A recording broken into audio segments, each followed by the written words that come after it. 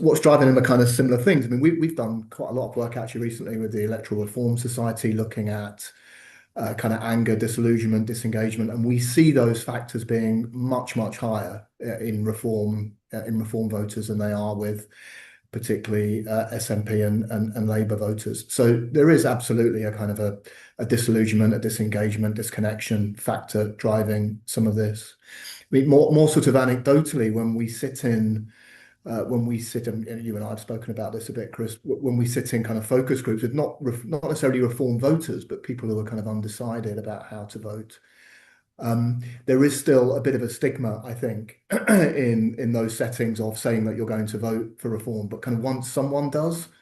it becomes, it's a bit like that kind of forest fire. There's a little spark that lights, and within kind of 5 or 10 minutes around the room, what you find is that a lot of people are kind of in agreement, not necessarily with everything that reform are saying, but with some of the issues that,